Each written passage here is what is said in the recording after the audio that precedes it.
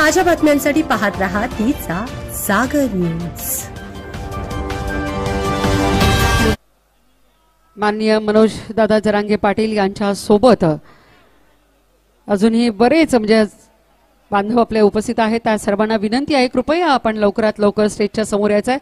अजूनही बरेच जण गर्दी करून एकाच ठिकाणी उभे आहेत, आपण बसून घ्यावं। मनोज दादांचं आगमन झाल्यानंतर कुणीही त्यांच्या भोवती गर्दी करू नये, त्यांना स्टेज पर्यंत येण्यासाठी वाट मोकळी करून द्यावी। आपल्याला दिलेल्या सूचनांचं पालन आपण कृपया करूयात। सर्वांना विनंती आहे गाडीसाठी वाट ठेवा।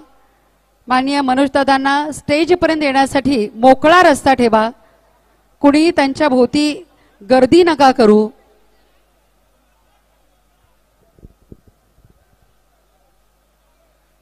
सुरक्षितपणे त्यांना स्टेजवर आणण्याची जबाबदारी ही सांगलीकरांची आहे, आपली आहे। तेव्हा आपल्या सर्वांना विनंती आहे कृपया त्यांच्या गाडीसाठी आणि त्यांना स्टेज पर्यंत येण्यासाठी आपण वाट मोकळी करून ठेवायची आहे। अगदी काही क्षणातच माननीय मनोज दादांचं आगमन होतंय।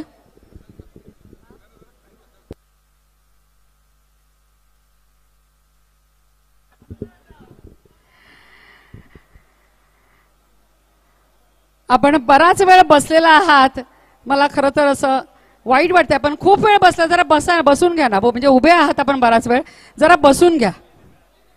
बराच वेळ आपण उभे आहात, अजूनही बराच वेळ आपल्याला इथं सभा होणार आहे, कार्यक्रम होणार आहे, तेव्हा इतका वेळ आपण उभं राहू नये, बसून घ्या। जिथे जागा मिळते तिथे बसून घ्या। आपण उभे राहिल्यामुळे पाठीमागच्या बाजूला जे बसलेले लोक आहेत त्यांना दिसणार।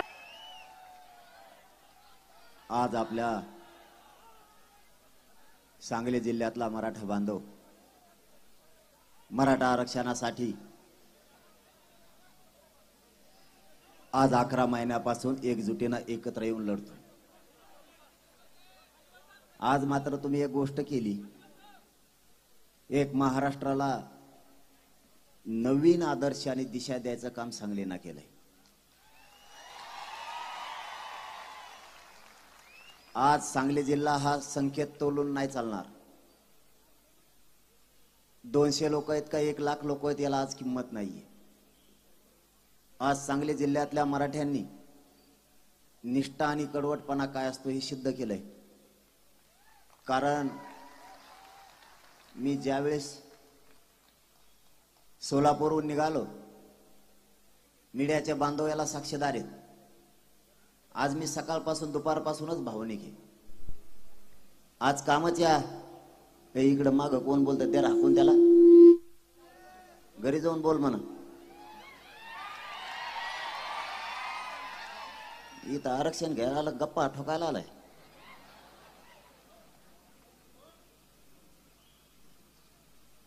मी 38 किलोमीटर सांगलीच्या पाठीमागं होतो, त्यापासून बघितलं। मी 11 महिन्यापासून महाराष्ट्रात सलग आहे। भर पावसात माता मावल्यासह माणसं रस्त्यावरती उभा होते। सगळ्यात मोठी निष्ठा आज महाराष्ट्राला तुम्ही दाखवली।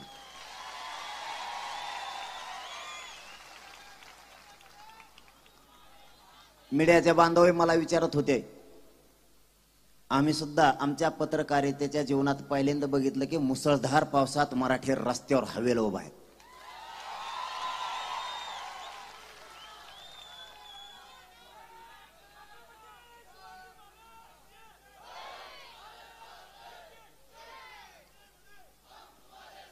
मैं भी साथच है ना, मैं तर कुठं माग सरकतोय।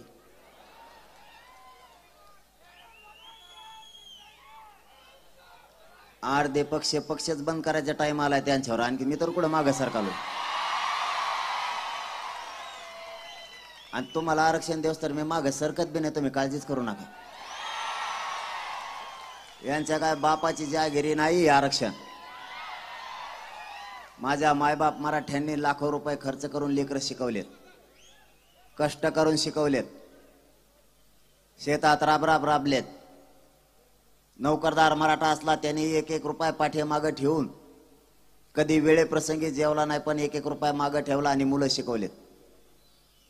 व्यवसाय करणाऱ्या मराठ्यांनी सुद्धा आपले लेकरं शिकवलेत. प्रत्येकाने आशा बघितली की माझंही लेकरू अधिकारी होणार आहे.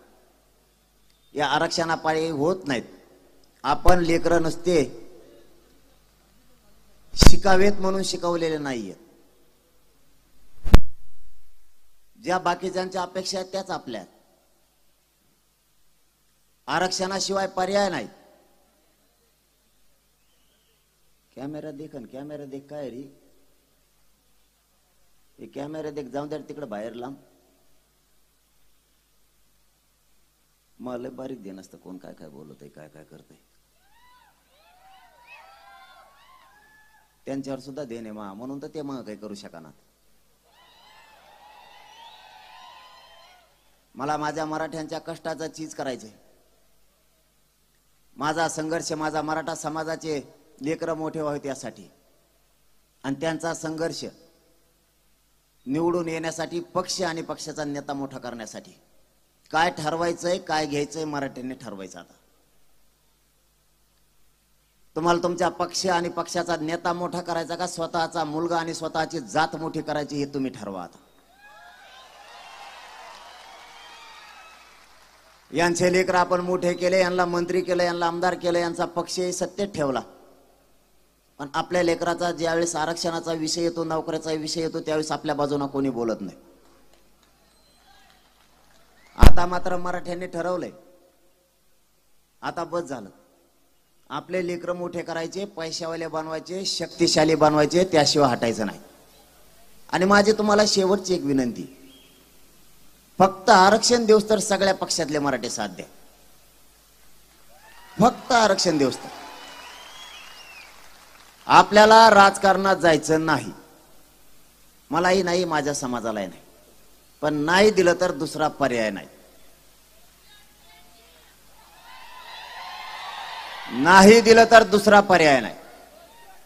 माझी तुमच्या पुढे एकच इच्छा आहे आणि तुमच्या पायाला हात लावून सांगतो, फक्त मराठ्यांच्या लेकराला आरक्षण देईपर्यंत सगळ्या पक्षातले मराठी एका बाजूने राहा.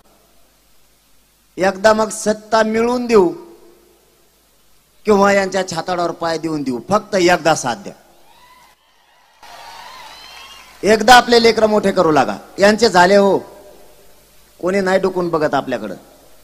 तुमच्या निष्ठेला काही किंमत नाही. तुम्ही 25 वर्षापासून एखाद्या पक्षाचं काम करत असताल, पाहुण्याला तुम्ही छाती ठोकून सांगाल 25 वर्षापासून माझी निष्ठा आहे त्या पक्षावर. अरे तो निष्ठा आहे पण तो लेकरात झालं वाटवलं. तो निष्ठेला कुठं कडी लावतो येऊन. आपल्या घरी गेल्यावर म्हणते, पाहुण्यात गेल्यावर म्हणते, लग्नात गेल्यावर तो खूपच विचित्र कपडे घालून जातो. तिथं सांगतो मी आमक्या आमक्या पक्षाचा आहे, 35 वर्ष झालं मी निष्ठेचा आहे. मग आपला आजाबी होता, मा बाप निष्ठावान आणि मी बी मरा अशीच निष्ठा ठेवून. आणि स्वतःच्या जातीवर पोरावर नका निष्ठा ठेवू. ते तुमच्या समोर दारू पिऊन हिंडायला लागलाय. आता नोकऱ्याच लागणार, आरक्षणच नाही, टक्केवारी असून उपयोग नाही. आता ईडब्ल्यूएस रद्द केलं सरकारनं, किती फजिती चालली आपली. या भानावरती मी आहे जिवंत तोपर्यंत तळमळ करल, पण आहे तोपर्यंत मला तुम्हाला सांग नाही, नका जात मारू आणि जातीचे पोरही नका मारू. काय नाही होणार. तुमचा एक आमदार मोठा होईल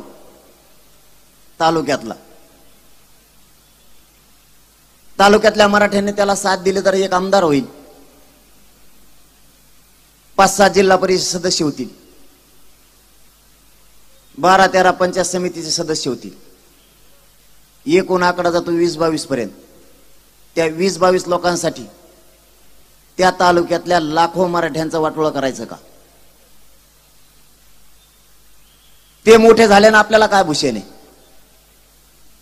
त्यांची गाडी बघून, त्यांचं पद बघून आपल्या पोराचा आयुष्य निघणार नाहीये, आपल्या पोराचा संसार मोठा होणार नाहीये, त्यांच्याकडे बघून आपली मुलगी अधिकारी होणार नाहीये. काय झालं?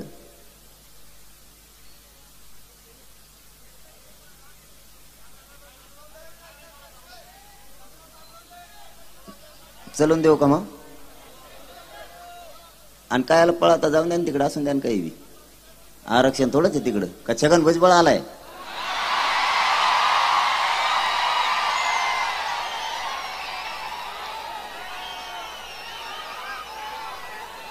तेव्हा आला असला तर मी बी येऊ शकतो मग तिकडं.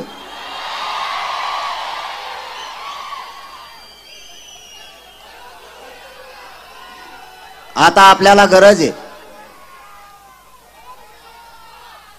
अरे त्याची काळजी नका करू तुम्ही, मी पक्का आहे त्याला दुमत तिमत करायला.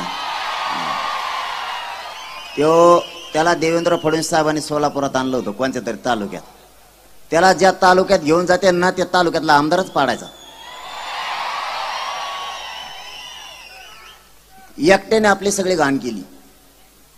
आपले आमदार लय मोठे आहेत, मोजता येणार तितके आहेत. काय झालं आम्हाला कळून देता का? काही नाही ना. एक जण नाही का जमलं मग चालून देतो आम्ही इकडं. आग लागायला पाऊस आला ना, आग काय पाण्याला लागली काय? सांगली ती वेगळीच आग आहे. एकदा विधानसभेत दाखवा अशी बुकटाच करा यांचा सगळ्यांचा. यांना सोडूच नका. आता एक माणूस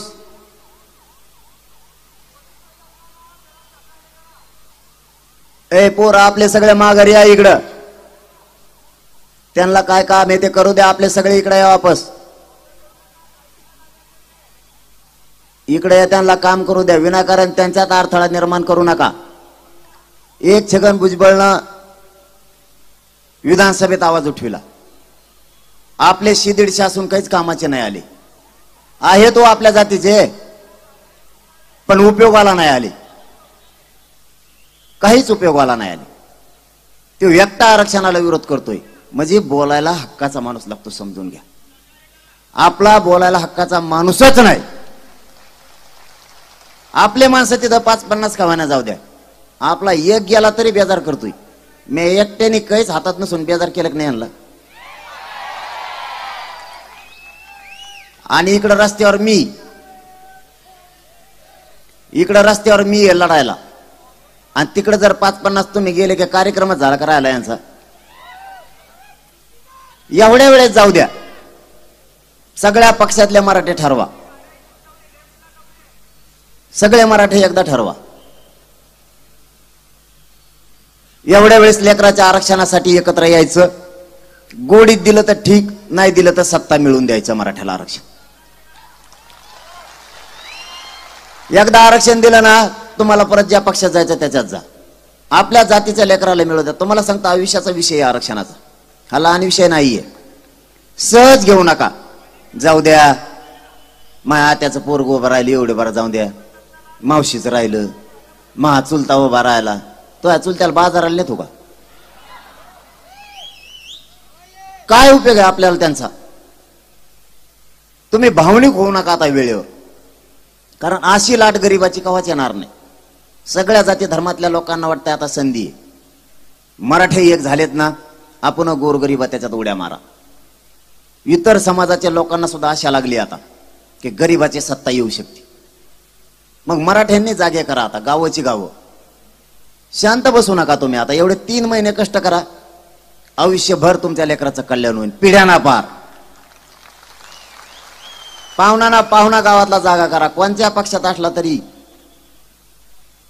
त्याला समजून सांगा. आता माता मावल्या खूप हुशार झाल्यात. बरं झालं ते माया कुण्यात हे तवाच फुटत येत मावशेव. यांना कुणी गाड्यावर बसून नेलं की झाला दुसऱ्या पक्षाचा. महिलांच्या आता लक्षात आलंय मग लेकरू शिकलंय, त्याला नोकरी नाही, त्याला उच्च शिक्षण नाही, मग तुम्ही पक्षाकडे कवर पळता. ते एक लय बरं झालं. आणि त्यांना समजून सांगायची गरज आहे. तुम्ही निष्ठावान राहावं पण मुलाच्या आणि जातीच्या बाजूला. निष्ठा ठेवली ना आपण सगळ्या पक्षावरती. कधी आपण पक्षाचा रागराग नाही केला. कधी कोणत्या नेत्याला आपण वाईट बोललो नाही. त्यांनी सांगायचं ना आपण मतदान करायचं. अशा आपल्या अनेक पिढ्या वायाला गेल्या. पण एकही आपल्या बाजूने आला नाही. उलट आज सगळे विरोधात आहेत. मी प्रामाणिकपणानं समाजाचं काम करतोय 24 घंटे. आणि मग त्यांचं काय दुखायला लागलंय? मी त्यांना मॅनेज होत नाही, फुटत नाही. सगळ्यात मोठं दुःख नाही त्यांचं. कारण मला काय त्यांचे पैसे लागत नाहीत आणि पदाचीही गरज नाही. कारण मी लय नशिबाने. तुमच्या एवढं पद या पृथ्वी तलावर दुसरं कोणचंच नाही. मला तुम्हीच माझं सगळ्यात मोठं पद आहे. आणि हे खरे तिथंच हारलेत. सगळ्या पक्षातले लोक इथंच हारलेत. म्हणून त्यांनी असं ठरवलं की आता मला बदनाम करायचं. तिथं नसन ऐकत तर SIT नेमायची. आज तर मला नवीन माहिती मिळाली. गेवराई तालुक्यातून काहीतरी देवेंद्र फडणवीसनी मला नोटीसच पाठवायला सांगितल्या. आता पहिल्याच इतक्यात STचं तिकीट फाळल्याने माझ्याकडं. आता वरून काय भरं लावली ते काय माहित. आणि मला केशीनं काही होतं नाही. आता मी जीवनच जर समाजाला अर्पण केलंय तर मी केशीला फिशीला मुजीत असतोय. काहीतरी नवीनच आणलंय आता. SIT पण आहे माझ्याच माग. का तर मी समाजाचं इमानदारीनं काम करतो, त्यांचं ऐकत नाही. मी काय चुकीचं करतो? माझ्या समाजापेक्षा मला मोठं नाही कोणी. तुम्हाला तुमचा पक्ष आणि नेता मोठा करायचा आहे, मला माझी जात आणि माझ्या समाजाचे पोरं मोठे करायचे. तुम्हाला नाही भेट मी होऊ दे काय व्हायचं ते. वेगळ्या वेगळ्या टोळ्या उभा केल्यात. छगन भुजबळच्या माध्यमातून सगळे ओबीसीचे नेते माझ्या विरोधात उभा केले. ते छगन भुजबळला मुकादम केलंय त्याचं. मी ना अध्यक्ष.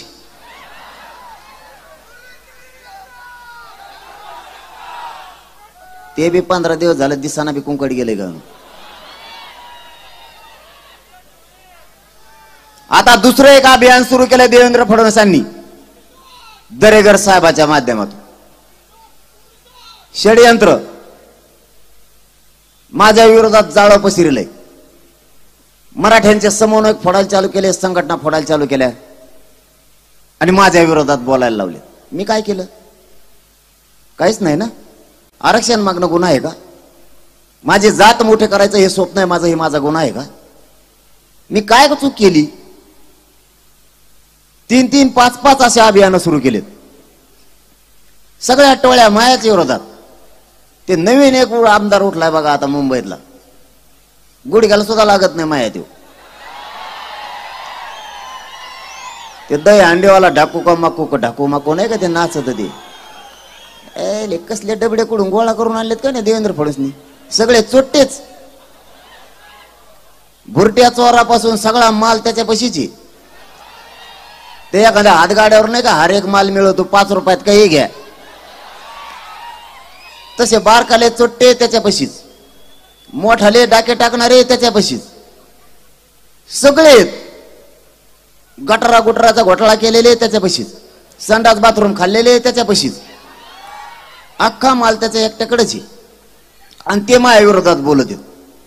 एक जण तर म्हणला याला मराठवाड्यातच जाऊन बघतो. आता काय बघतो काय माहित. आणि मी बघायला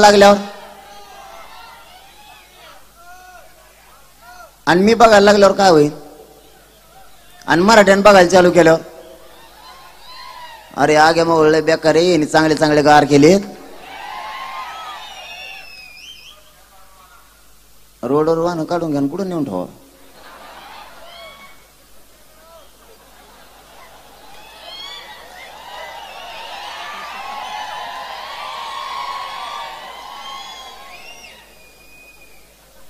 परिस्थितीनं मराठ्याला घेरायचं ठरवलंय.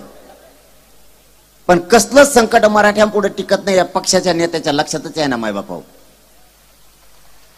ही मराठ्यांची अवलाद अशी आहे,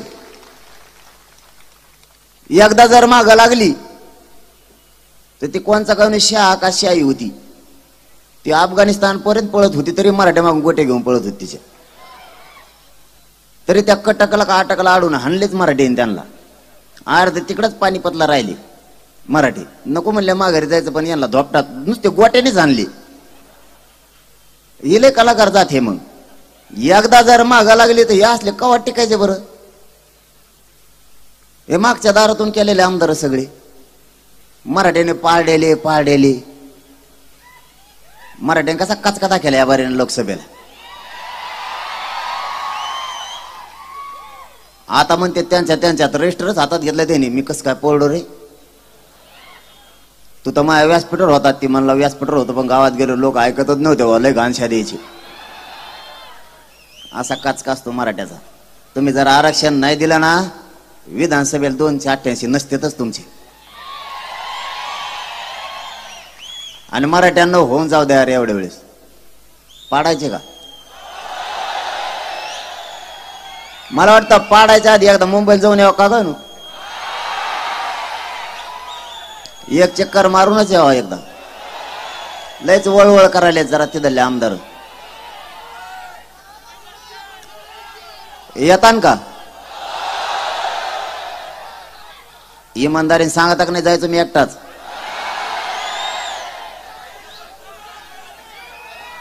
आता मुंबईला जायचं ठरलं, या तर पाडायचे घ्या बरी ना.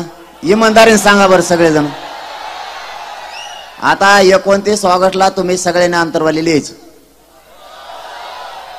एकाने बी सांगली जिल्ह्यातल्या गावातल्या मराठ्यांनी घरी नाही थांबायचं. देशातली सगळ्यात मोठी बैठक झाली पाहिजे देशातली मराठ्यांची. तिथं ठरवू मग आता पाडायचे का उभा करायचे, कोणाकोणाच्या पाडायचे काय. मला वाटतं ठोकळे बरेच पाडाव. आम्ही 2-3 ठोकळे कस काय पाडले. तुम्ही बी 12 वाजता जेवला नव्हतात ना निकाल ऐकूस तर. असा दणका असतो आपल्या मागं लागल्यावर. यांना लय मस्ती आली. माझ्या जातीच्या लेकराला यांनी सहज धरलंय. माझ्या जातीला यांनी कमी किंमत द्यायचं ठरवलंय. आणि मी ठरवलंय माझ्या समाजाची शक्ती वाढवायची. मी नाही स्वाभिमान गहाण ठेवून जगू शकत. यांनी माझ्यावर किती दबाव आणला तरी मी नाही फुटत. मला यांचं पद सुद्धा नको, पैसे सुद्धा नको. आणि पैशाचा मग जमत बी नाही. कवा कर्जच असतं माझ्याकडे. मागणारा कदरून गेलाय मला. त्याला वाटलं आले नाही, जाऊ दे आता गेले ते गेले. आणि अर्धे पैसे देणारे माझ्या संघच येतात आता, त्याच्यामुळे ते मागत नाहीत मला गाड्या घेऊन. कारण मी काय जे केलं ते जातीसाठीच केलं. पुढचंही आयुष्य मी जातीसाठीच दिलंय. मला फक्त तुमच्या चेहऱ्यावर एकदा आरक्षण देऊन हसू आणि आनंद बघायचा. तुमच्या लेकराच्या अंगावर वर्दी चढलेली मला एकदा बघायची. काय वाईट स्वप्न घेऊन उतारलोय रस्त्यावर मी. मग यांच्या पोटात का दुखायला लागलं मराठ्याचे असून. ह्या आमदाराला आणि मंत्र्याला त्याच्या जातीपेक्षा आणि जातीच्या मुलांपेक्षा पक्ष मोठा कधीपासून वाटायला लागला. मराठ्यांना माझी विनंती आहे सांगलीच्या नगरीतून, ही पवित्र भूमी छत्रपतींची. माझी इथून महाराष्ट्रातल्या मराठ्यांना विनंती आहे, आता जातीला बाप मानायचं शिका. जातीच्या नेत्याला आणि पक्षाला बाप मानायचं बंद करा. होऊ द्या आपले लेकर एकदाचे मोठे. ज्या ज्या समाजाला आरक्षण मिळालं त्या समाजाचे लेकर मोठे झालेत. तुमचे लेकर नुसते शिकवण्यासाठी नाही आहेत आणि शिकून सुशिक्षित बेकार म्हणून तुमच्या नजरेसमोर हिडायला लागलेत. तुमच्या डोळ्यात देखता तुम्ही तुमच्या लेकराच्या वेदना नका बघू. मराठ्यांची रग आणि धग दाखायची वेळ आहे आता. खूप सोसलोय आपण आता. या वेदना आता मुलांच्या नाही सोसत कोणालाच. प्रत्येक जण स्वप्न बघतोय. व्यावसायिक मराठ्यांनाही वाटतं माझं लेकरू अधिकारी झालं पाहिजे. शेतकरी मराठ्यांनाही वाटतं. नोकरदार मराठ्यांनाही वाटतं. आपल्या आई बापा रिक्षा हाणून सुद्धा लेकराला शिकवतात. लोकांच्या ट्रॅक्टरवर ड्रायव्हर राहून आपला मराठा समाज लेकराला शिकवतोय. मुंबई पुण्यासारख्या शहरात हमाली करून आपले लेकर शिकवतोय. दुसऱ्याच्या बिल्डिंग समोर वॉचमन म्हणून राहून आपला मुलगा आणि आपली मुलगी आपला मराठा समाज शिकवतोय. त्याचं स्वप्न असेलच की माझं लेकरू अधिकारी झालं पाहिजे. का मराठ्यांनी स्वप्नच बघायचे नाही. मत मात्र आमचे पाहिजेत आणि आम्हाला लागणारं आरक्षण द्यायचं नाही. मायबाप मराठ्यांना स्वतःच्या लेकराच्या डोळ्यातलं पाणी बघू नका. आता आरक्षणापायी मराठ्यांच्या लेकराची आत्महत्या नाही झाली पाहिजे. 1% हुकलेल्या लेकराला काय समजून सांगावं हे ना आईला कळताना बापाला. त्याची नेमकी समजूत काढायची कशी? त्या मुलाला तरी काय सांगायचं आई बापाला नेमका मी 1% का पाठीमागं आलो? हातातली आलेली नोकरी आरक्षणामुळे आणि 1% गेली. मराठा समाज नेमका भानावर येणार आहे कधी? 5 पिढ्या बर्बाद होत आल्या तरी जर तुम्ही शहाणे होत नसाल तरी तुमच्या जवळचा तुम्हाला पक्ष आणि नेताच वाटतोय. हे तुम्ही कोणते मराठे आहेत नेमके? मुलापेक्षा आणि त्याच्या संसारापेक्षा त्याच्या भविष्यापेक्षा तुम्हाला मोठं नेमकं दुसरं काय? का तुम्ही पक्षाचे आणि नेत्याचे संसार उभे करायला लागलात? त्या नेत्याचा पोरग परदेशात शिकायला गेले, त्याची गाडी बघून आपलं स्वप्न नाही पूर्ण होणार. तुम्ही कधीतरी भानावर या आता की मला माझं लेकरू मोठं करावं लागणार आहे. जर तुमचं लेकरू अधिकारी झालं ना तर तुम्हाला कोणत्याच लेकरापुढं कोणत्याच नेत्यापुढं हात पाय पसरायची गरज नाही लागणार, कोणत्याच नेत्यापुढं झुकायची गरज नाही लागणार. तुमचे लेकर अधिकारी बनवायचं शिका. कधीतरी तुमचा आक्रोश जागा होऊ द्या, कधीतरी तुमच्या कष्टाचा चीज करायचा म्हणून सावध व्हा. निवडणुका आले की नेते आमचा पाहुणा म्हणून त्याला जवळ करायचं आणि आपल्या लेकराचे आयुष्याचं वाटोळ करून ठेवायचं. याला जबाबदार सुद्धा तुम्ही आणि आम्ही सगळेजण आहेत. आता कोणाशी भावनिक वागून आपल्याला नाही चालणार. कारण ज्यावेळेस तुमचं पोरग शिकून सुशिक्षित बेकार होतं त्यावेळेस त्याच्या पाठीवर हात फिरायला एकही पक्ष किंवा नेता येत नाही. तुमची लढाई तुम्हालाच लढावी लागणार आहे आणि जिंकावी लागणार आहे. मी खूप संकट अंगावर घेतलेत हा मराठा समाज मोठा व्हावा म्हणून.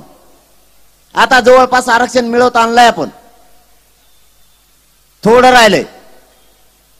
आज गावाची गावं कुणबी नोंदीचे निघायला लागलेत. हे मराठ्यांच्या एकजुटीचं यश आणि विजय.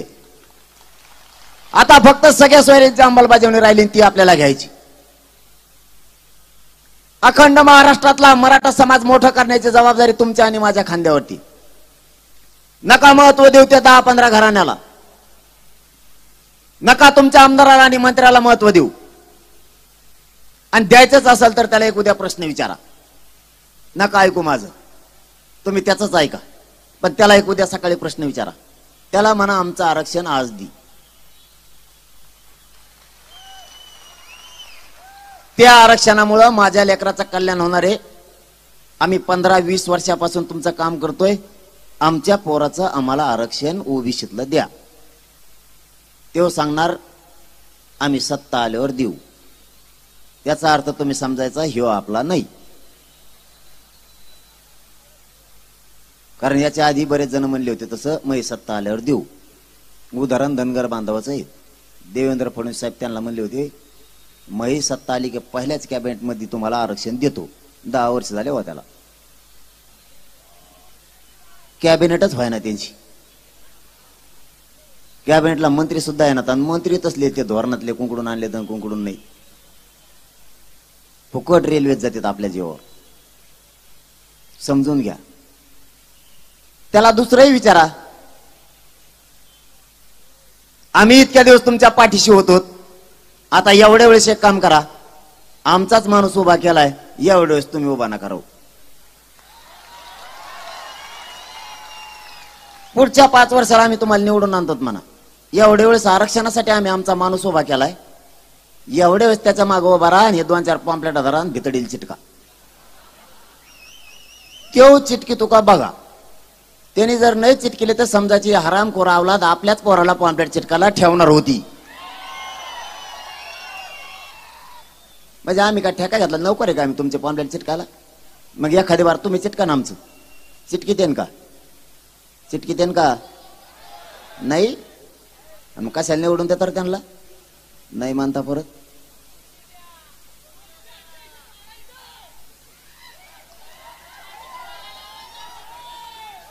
आपण आपली समाजाची अस्मिता टिकून ठेवणं आपली जबाबदारी. आपला समाज जर संपला, आपले लेकरं जर संपले, तर या दुनियाचं आपल्याला तरी काय करायचं. माझी तळतळ आणि तळमळ तुम्ही समजून घ्या. जर जात आणि लेकरच नाही राहिले, तर या दुनियेचं आपल्याला काय करायचं. आपल्या लेकराला तोंडाला आलेला घात जर जाणार असला, तर दुसऱ्याच्या श्रीमंतीला काय जाळायचं नाही. आपल्याला दुसऱ्याला आमदार आणि मंत्री करून आपल्याला काय शहाणपण आणि मोठेपण नाहीये. आपण कोणची मर्दानगी गाजवतोय नेमकी. स्वतःच्या लेकराचा वाटोळ करून दुसऱ्याचे लेकर मोठे करायला लागलो, त्यांना आमदार मंत्री करायला लागलो. काय छाती ठोकून सांगणार आहे तुम्ही. तुमच्या लेकराला जर तुम्ही आयुष्याचं दिलं, तर तुम्ही छाती ठोकून सांगाल माझं लेकरू आयएस दर्जाचा अधिकारी झालंय. आपल्याला काम करावं लागणार आहे आणि ही लढाईची जिंकायची सुद्धा. माझी तुमच्याकडे काहीच इच्छा नाही. आपलं 29 ऑगस्टला ठरणारे पाडायची का उभा करायची. उभा करायचं ठरलं तर ताकदीनं निवडून द्या, आणि पाडायचं ठरलं तर इतकं ताकदीनं पाडा, 10 पिढ्या तरी उभा नाही राहिलं पाहिजे ते. आणि पाडायची, निवडून आणायची ताकद मराठ्याची. राजकारणात नाही जायचं. पुन्हा सांगलीतून सरकारला सांगतो, आमच्या आहेत त्या मागण्या लवकर 13 तारखेच्या आत मान्य करा. जर तुम्ही मान्य नाही केलं तर आमचा नाविलाज आहे. आमचे पोरं मोठे करण्यासाठी आम्हाला लढावं लागणार आहे. आणि तुम्हालाही विनंती आहे माझी, शेवटचं जाता जाता सांगतो, आता गाफील राहू नका. जर ठरलं उमेदवार एकच द्यायचा, आणि ज्याचं नाव असन त्याचं तुमचं पटत नसलं तरी बी डोळे झाकून त्याला मतदान करायचं. पटत नसलं तरीही त्याने तुमचं काम नाही केलं, माझ्याकडे मेकाचा कच घोड्या लावतो त्याला. फक्त जातीसाठी आणि पोरासाठी काम करा. आता पहिलं काम ते. दुसरं, मतदानाच्या दिवशी घरी राहायचं नाही. 100% मतदान करायचं. म्हाताऱ्या माणसाचं, सगळ्याचं 100% मराठ्यांचं मतदान झालं पाहिजे. एक शिक्का. तिसरं काम, त्या टायमाला हे राजकीय लोक एखादा बाबाला नादी देत आणि त्या बाबाला म्हणते तीर्थयात्राची यात्रा काढ, आणि ते काय करतं 5-50 हजार मतदान आपलं घेऊन तिकडे तीर्थयात्रेला जात. आपला समाज आहे भोळा. आपल्या समाजाला वाटतं देव धर्माचं काम व्हावं, चला. त्या बिचाऱ्या मराठ्याला, म्हाताऱ्या माणसाला काय माहिती आहे मतदान हुकायसाठी तिकडे चालले. त्याला जर कळालं तर मुस्काडत ठेवून देईन देव मराठ्याचं. त्याच्या ही डाव आहेत. त्या टायमाला तीर्थयात्रेला दर्शनाला कुणीच जायचं नाही. मतदान केल्यावर जा, 5 वर्ष माघारीच येऊ नका.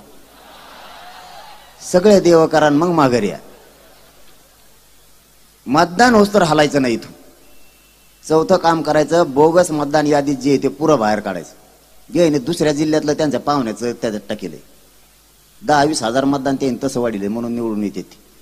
इथून पुढे आपल्याला आपल्या पोरांची लढाई जिंकायची आणि उगाच सावध राहायचं. आणि उमेदवार एकच द्या. ते उमेदवार इतके झालेत, म्या बी काय गळ्यातलं फडकुतून घेतलंय काय माहित भाऊ. अरे इतका नाद मराठ्यांना आरक्षण राजकारणाचा आहे मला माहितच नव्हतं. लय बेकार कोणी उमेदवार आहे. एका तालुक्यातली गाडी आली माझ्याकडे भरून आली फुल. तेव्हा मला म्हणला, पाटील मी 100% आमदार होऊ शकतो या बारीने, फक्त माझ्यावर ध्यान ठेवा. म्हणलं आणखीन ठरलंच नाही, 29ला बघू. ते गेलं, गाडीत बसलं. त्याला गाडीत बसू तर त्यातले 4 जण माघारी आले. ते मला म्हणतात मग बिले चांगलं आहे बरं का, माझ्याकडे ध्यान ठेवा. उगा त्याच्या गाडीत बसून आलतो मी. बघा उमेदवार एका गाडीत 8-9 उमेदवार आहेत. कसं काय मराठी शक्ती वाढन. तुम्ही असं करणं म्हणजे मराठ्यांचा वाटोळा आपल्या हाताने पुन्हा आपण करायला लागलो. तुम्हाला जातीसाठी लढायचं का आमदार व्हायसाठी लढायचंय. आणि मग कुणी एक देव दे ना, काय फरक पडला तुला, आरक्षण तर देईन ना. आणि सगळ्या जाती धर्माचे प्रश्न सोडू. जर आपल्या लोकांचं आलं नशिबाने तर सगळ्या जाती धर्माचे प्रश्न सोडायची जबाबदारी मराठ्यांची. आणि सगळ्यांनाच वाटतंय, आता दलित बांधवांना वाटतंय, धनगर बांधवांना वाटतंय, मुस्लिम बांधवांना वाटतंय, 12 बलुतेदारांना वाटतंय गरीबाची सत्ता येणार आहे आणि आपल्याला न्याय मिळणार आहे. हे सगळ्या गोरगरिबांना आता वाटायला लागले. मुसलमानाचं तर आपल्या पुढचे आहेत ते सध्या. मी नुसतं म्हणलो नाही मध्ये पाडा, मी नुसतं म्हणलं पाडा तुम्हाला ज्याला पाडा, ते मी म्हणले पाडो. मला म्हणायचे जरांगी पाटील पाडो, म्हणलं पाडो तर पाडो, चलून त्या पाडा पाड्या नुसत्या. आता जर ते ऐकतच नसले तर आपला काय पर्याय, आपल्याला दुसरा पर्यायच नाही. हे बघा, माझी तुम्हाला जाता जाता शेवटची पुन्हा एक विनंती, जागे राहा. आरक्षण घेतल्याशिवाय पर्याय नाही. आपल्या डोळ्या देखता आपण आपल्या लेकराचं आयुष्य झालेलं उघड्या डोळ्याने नाही बघू शकत. आपण क्षत्रिय मराठीत एकदा मैदानात उतरलोत ना, मागं सरकायचं नाही. कारण मी आज 11 11.5 महिने झाले सलग आंदोलन सुरू आहे, मागं सरकारलं नाही. कारण क्षत्रियाचा धर्मच आहे, मैदानात उतरायचं नाही. आणि एकदा जर मैदानात उतरलं तर एक तर मरण पत्करून माघारी यायचं नसता, माघारी फिरताना विजयाचा टिळाच लावण्याचं, याला क्षत्रिय मराठी म्हणते. आता ही लढाई जिंकायची, एकाशी एक जागे करा. आणि आजूबाजूला बघा कोणत्या पक्षाचा नाही, त्याला आणखीन पक्षावरच प्रेम आहे का, हेही लक्ष असू द्या. आपल्या रॅल्यात कोणत्या पक्षाचा येत नाही त्याच्यावर लक्ष ठेवा, कारण त्याचा आमदार पुढे पाडायला आपल्याला सोपं जाईल.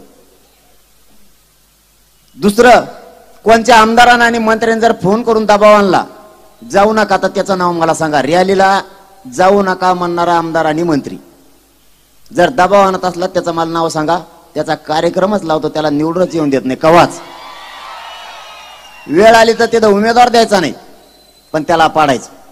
कारण पुढच्याची जिरविल्याशिवाय आपल्या मराठ्यांच्या लेकराचं कल्याण होणार नाही. आता मात्र एकजूट राहा.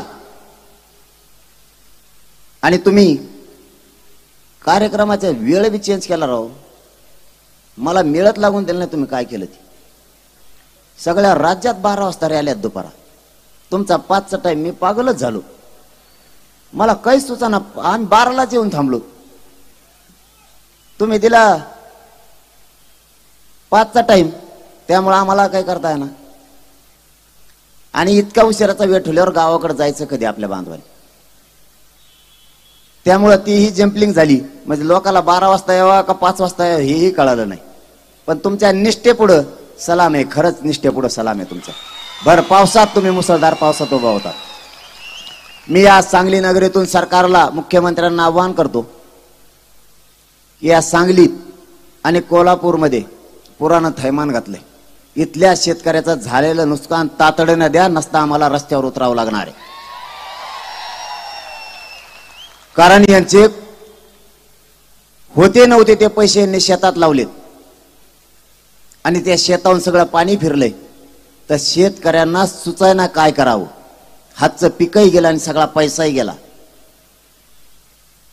त्यांचे आंदोलन करण्याची वाट सरकारनं बघू नका, तातडीनं त्यांची नुकसान भरपाई द्या. आणि सांगलीकरांना आणि कोल्हापूरकरांना सांगतो, ते कोणचे मलमपट्टी का काय धरण आहे त्याच्याकडे बघा रे एकदा, सगळ्याकडून सगळे. आलमपट्टी का मलमपट्टी काय आहे ती, याला पाणी पेदे तेन फजिते आपल्या लोकांची. एवढं आंदोलन संपवून द्या, चला रे त्याच्याकडे जाऊच आपण. ते कोण आहे आलमपट्टीवाला, तुपलं धरण तिकडे खाली घे म्हणा, जरशी बेताड पलीकडे. आमच्या डोक्याला ताण नको ठेवते, उठलून न्या जमा तो बेताड तिकडे खाली. नाही तर मग ना आम्ही इकडे अलीकडे बेताडा टाकीत असतो लय मोठाले, कोण ठेव पाणी तिकडं. मग त्याला एकदा चला रे सगळे जण, आंदोलन संपवून दे, मी बी येतो. त्याच्या हातात बांधायला त्याला रोग आला का, आणि त्याला एक पाणी साठायचं, तुपलं तिकडे साठवून ये रे खांदून ठेवून म्हणा तिकडे. दिले आमच्या इकडे सोडून सगळे इकडे जाणार मारायला लागले. तर आमचे सगळे माणसाला काही सुचाना. घरात पाणी गेले 40-40 फूट आहे ना, ती गाळ काढायला कोणी येईन, तेव्हा आज येईन का म्हणा तिकडे धरण बांधणाराचा. उघड डोक्याला ताण देते. हे आपल्या महाराष्ट्रात एकतर आपली फजिती, आरक्षण नाही, शेतातले पिकं आलेत तिकडे जळून चाललेत. ते विदर्भात मराठी आत्महत्या करायला लागलेत, मराठवाड्यात तीच परिस्थिती, खानदेशात तीच परिस्थिती, कोकण पश्चिम महाराष्ट्रात तीच परिस्थिती. पिकं याय ना, पिकं आलं तर त्याला भाव नाही, आणि सत्ता चाली देत. ते आलमपट्टी का फलमपट्टी काय आहे ती, मला नाव सांगा तिचं. त्या पट्टीकडे बघायचं एकदा बरं का, मोजमापच करायचंय तिचं आपल्याला. आता आपले लोक आपल्याला सुखी करायचे असलेत ना, निर्भीड व्हायला लागतं, मर्दासारखं रडायला लागतं. एकदा त्या पलमपट्टी का कोण गलमपट्टी आहे ना, त्याच्याकडे बघायचं. त्यांचे नाव हातभरीची तर लांब लांब, त्याला मी तर काय करू. तिकडे वाचायला गेलं तर वाचता येत नाही ते. गडप्पा, गावाचं नाव कडप्पा, गडप्पा, मडप्पा, हंगरपा, काय नाव आहे ते कोणाचे कोणाला मेळ सुद्धा लागत नाही बा. आणि सगळे जिलेबीचे आळे आळेच काढलेले तसे. हे यांना पाणी, यांच्या शेत्या मोठ्या व्हायला लागल्या, आपल्या गळ्यात गुतीले ते पाणी. त्याला सांगा तुपला भिताड खाली गिजरची, नाही तर मग तिकडे खाली बांधव. ते माग लागू. आता मी आता एवढं बोललो ना, बघा आता जलतज्ञ येणार माझ्याकडे.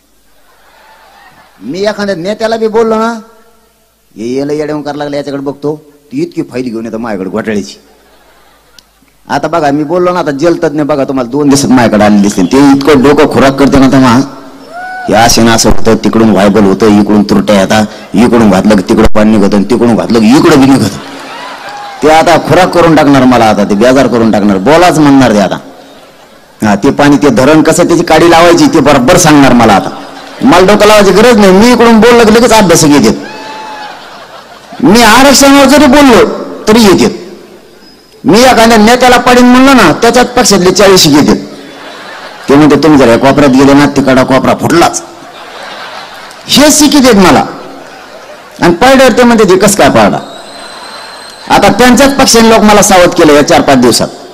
त्यांचे पक्ष एका एकाच्या 2-2 झालेत का नाहीत?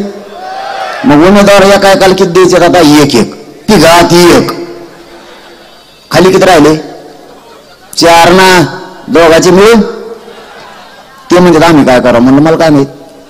मला विचारते ते म्हणते मी 5 वर्ष तयारी केली आणि दुसराच घेतला, आता हेच निवडून येणार आहे, मी मेलो तसाच. म्हणलं मग तो काय इच्छा आहे? ते म्हणलं मग तुम्ही जे देता ते दगड याला पाडत होतो त्याला निवडून आणतो. जुटलं त्यांच्यातच. म्हणजे त्यांच्यातले 4 आपल्या गुन्ह्यात आंध्रात उभा करायला, उभा आपले गरीबच करू. हे यांच्यात काय बोललं की हेच येऊन सांगतात आपल्याला काय करायला पाहिजे काय नाही करायला पाहिजे. अरे काय करतो लय हळू चालव. अरे लयच कुठं नाही बाजू लोक. मराठ्याचं लय टेन्शन, लय अवघड काम आहे खरंच ना. मी मुंबईला नेलते ना, मला मुंबईला न्यायचं मला धाकच पडत होई. मुंबईला नेले मावशी माघारीच्या ना, तुम्ही नव्हतात, तुम्हाला काय सांगावं. अरे तुम्ही होतात रे मावशी, त्या नव्हत्या ना, त्यांना काय माहित तुम्ही किती फजिती गेली. मावशी 17व्या मजल्यावर जाऊन बसली वर. मुख्यमंत्री मला आल्यावर म्हणते ते वर कुठून गेले म्हणून मला माहित. ते म्हणले ते खाली कसे येणार म्हणलं त्यांनाच माहित आता. आणि ते म्हणले मुंबईत गेल्यावर हे काय करते म्हणलं त्यांनाच जाऊन विचारा. कारण वाशीतच एवढी फजिती केली. आणि थोडेच गेले ते मुंबईत आझाद मैदानला, थोडेच गेले, ते लय नव्हते गेले. एक जण त्याच्या मंत्र्याच्या गल्लीतच गेलं. त्याला काय माहित नव्हतं कशाच गल्ली असतील कशाच काय. ते त्याला म्हणले तिथं इथं काय कोण झोन आहे. ते मला झोन फिरून नाही कळत बा आपल्याला. ते म्हणले ही VIP गल्ली. मग तर भातच शिजायला टाकला ते डांबरे रोज. 1.5 घंटा भात शिजत होता एकटं. एक जण त्या ताज हॉटेल पुढेच गेलं. जेव्हा फेस लावला अंगाला त्यांनी त्याची आंघोळच करायचं म्हणा 2.5 घंटे झाले तरी. आणि कोणाला उठाना इतकं टप्पू होतं ते. 12 माणसाला ओढत नव्हतं ते माझ्यासारख्याचा भोगाच. इतके तेवढे नुसते ते तेवढंच बघितलं ना तरी मुंबईत पाचारलेत ते. आणि आता पुरा आपल्या मराठीचे पोरं म्हणायला लागलेत मुंबईला जायचं. आता जर मुंबईला गेले तर त्यांना मुंबईच्या बाहेर यावं लागेल. आपल्याला आपला समाज मोठा करायचा एवढं लक्षात असू द्या. प्रत्येकानं जागा करा. मराठ्यांना मतभेद सोडून द्या म्हणा. शक्ती आपल्या विरोधात वापरू नका. मराठ्यांनी मराठ्यात भांडण नका करू. आपली शक्ती आपल्या विरोधात वापरायचे दिवस आता नाही राहिले. दिवस बदलले. ज्यांना आरक्षण येते ताकदीने लढायला लागलेत, मग नसणारे किती ताकदीने लढतील. आपली शक्ती आपल्यात वापरू नका. तुम्हाला हात जोडून सांगतो. तुमचे काय मतभेद असतील तर उद्या सकाळी सोडून द्या. जातीपेक्षा जातीच्या पोरापेक्षा मोठं कोणी नाही. सगळेजण भानावर या. आपली शक्ती आपल्या विरोधात वापरू नका. आणि मराठ्यांनी व्यसनापासून लांब जा. इतके काही पितेत मला तर अंधार पाडक मा अंगाला काटाच येतो. कव्हा यांच्या तावडीतून पटकून जाईन गाडीत मी असं वाटत ना. मला भेट नाही ते. आणि तुमच्या ह्या पट्ट्यात सोलापूर सांगली सातारा कोल्हापूर टप्पूचे टप्पू पोर आहेत. मला रेटतच नाहीत ते. मायाच पायावर पाय देतात मलाच घोडाला येतात आणि माझ फोटो काढी देत परत. फक्त आपले पोरं व्यसनापासून लांब जा. बाबा हो, जगाच्या पाठीवर प्रगत जात मराठ्यांच्या असून आपला हात सुद्धा कोणी धरू शकत नाही. मराठ्यांच्या मनगटाला मनगट लावायची ताकद या राज्यात कोणातच नाही. फक्त तुम्ही व्यसनापासून लांब जा. माझ्या काय बापाची पियत नाहीत तुम्ही. तुमच्या संसारातले पैसे चाललेत पण तुमचा संसार उघड्यावर पडायला लागलाय. सुखी असणारा संसार सुद्धा दुःखात लोटू नका. आनंदात राहता येतं, फक्त व्यसनापासून तुम्ही लांब जा. आरक्षण देण्याची जबाबदारी माझी, काळजी करू नका तुम्ही. मी जीव गेला तरी तुमच्या लेकराला आरक्षण दिल्याशिवाय हटत नाही. फक्त तुम्ही व्यसनापासून लांब जा आणि आपली शक्ती आपल्या विरोधात फक्त वापरू नका. आपल्याला ही लढाई जिंकायची. सगळेजण सावध राहा. आता उशीर खूप झालाय, तुम्हाला लांब जायचंय. माझी तुम्हाला हात जोडून विनंती आहे, ही लढाई आपल्याला जिंकायची. आपल्याला आपले पोरं मोठे करायचे. पक्षाला आता किंमत देऊ नका, पक्षाच्या नेत्याला देऊ नका. सगळ्या पक्षातले गोरगरीब मराठी जागे व्हा. तुमचे लेकर तुम्हाला जर मोठे करायचे असले तर कोणताच पक्ष मोठा करू शकत नाही. तुमची लढाई तुम्ही लढून तुमच्या लेकराला आयुष्याचं आरक्षण द्या आणि त्यांना अधिकारी बनवा. त्याच्यानंतर तुम्हाला ज्या पक्षाचं त्याचं करा. पण सध्या पक्ष आणि पक्षाच्या नेत्याचा नाद सोडून आपली लढाई आपल्याला जिंकायची. माझा शब्द आहे तुम्हाला. मला चालता सुद्धा येत नाही. मला ह्या 10 पायऱ्या उतरायच्या असल्या तरी कमरेवर हात दिल्याशिवाय मला पर्याय नाही राहिला होता. कारण माझ्या शरीरात काहीच नाही राहिलं. मला अचानक चक्कर येते. मी सलाईन काढली आणि अभियानाला सुरुवात केली. माझ्या पाठीमागं माझी अँब्युलन्स कंटिन्यू आहे अंतरवालीपासून. कारण कोणत्या दिवशी शरीराला काय होईल काहीच सांगता येत नाही. म्हणून आम्ही यावेळेस अँब्युलन्स सुद्धा आमची सोबत ठेवलेली आहे. मी माझ्या समाज आणि समाजाचे लेकरं मोठे व्हावेत म्हणून माझ्या शरीराची सुद्धा नाही कदर करत. मी सलाईन तोडून तुमच्या दारात आलोय की एवढीच संधी आहे, माझ्या मराठ्यांच्या लेकराला मोठं करू लागा. माझ्या मराठ्यांच्या मुलांना मोठं करू लागा. आपली जात शक्तिशाली बनवा.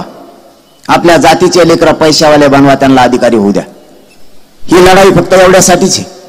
नसता इतकी वाईट परिस्थिती असताना माणूस घराच्या बाहेर नाही निघू शकत.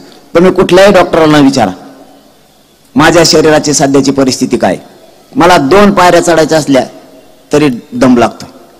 या उपोषणाच्या अगोदर एवढे हाल नव्हते माझे, पण या उपोषणापासून माझे प्रचंड हाल येतात. म्हणून माझी तुम्हाला विनंती की आपल्याला आपल्या लेकरं मोठे करायचे मायबाप. थोडे सावध व्हा. हो द्या, सगळ्यांचे लेकरं मोठे झालेत. आपण कधी त्यांच्यावरती जळालो नाहीत. परंतु वेळ आणि संकट फक्त मराठ्यांच्या लेकरावरती आलंय. मी मरायला नाही बेत आणि हटणार सुद्धा नाही. माझा शब्द आहे मायबापा तुम्हाला. फक्त मला तुमच्याकडून एवढीच अपेक्षा आहे, तुम्ही फक्त तुमच्या लेकराच्या बाजूने उभा राहा. मला काय अपेक्षा नाही तुमच्याकडून. मला काय नको तुमचं. मी तुम्हाला काही मागणार सुद्धा नाही. मी तळतळीन आणि तळमळीन हे सांगतोय तुम्हाला. मला काहीच नको हो तुमचं. फक्त मला तुम्ही आणि तुमचे लेकर आणि आपली जात मोठे झालेले बघायचे मायबापा. काहीही करा, फक्त आपली जात एकजूट राहू द्या आणि आपल्याला हा संघर्ष जिंकायचा आहे. माझा तुम्हाला पुन्हा एकदा काय झालं रे, काय चालू केलंय मग सगळ्याच्याच चालू करू ना. कळून द्या ना हे सगळं मूळ तुमचं. सांगले का जमल्याला विराट मराठा समाज दिसत सगळ्याच्याच बॅटऱ्या सुरू करा. मग कशाला कोणाचा बंद ठेवता. जाता जाता माझी तुम्हाला विनंती, एकजूट राहा. ही लढाई आपल्याला जिंकायची. आपण इतक्या ताकदीने जमलात. आपण राज्याला दिशा दाखवली त्याबद्दल, निष्ठा दाखवली त्याबद्दल तुमचा मनापासून आभार. धन्यवाद. जय शिवराय. एक मराठा. धन्यवाद. उद्याचा जो रूट सभेची सांगता ही राष्ट्रगीताने होणार आहे, तेव्हा सर्वांनी आहे त्या ठिकाणी उभं राहायचंय. सभेची सांगता ही राष्ट्रगीताने होते. आहे त्या ठिकाणी उभं राहून आपण राष्ट्रगीत म्हणायचं आहे. जनगण मन अधिनायक जय हे भारत भाग्य विधाता. पंजाब सिंधु गुजरात मराठा द्राविड उत्कल वंग विंध्य हिमाचल यमुना गंगा. करा तिचा जागर न्यूज. शेजारी दिलेलं बेल आयकॉन म्हणजे घंटी दाबा, जेणेकरून तुम्हाला आमच्या साऱ्या अपडेट्स येत राहतील.